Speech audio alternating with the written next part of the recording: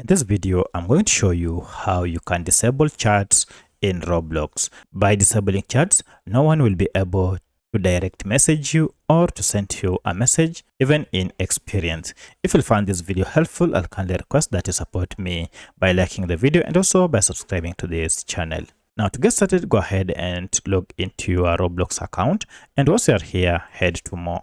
From more, scroll down until you see this settings option, and from this, choose the option privacy and content restrictions, and under it go to communication.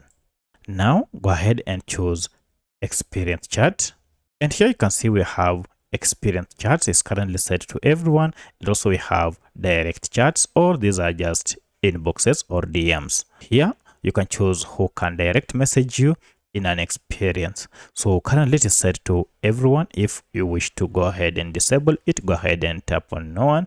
And also for direct chat, if you no longer need messages, go ahead and tap on no one. From now henceforth, no one will be able to chat or send you messages in experiences or on your direct chats. So that's how you can disable chats in Roblox. If you have any other question, kindly let me know in the comment section.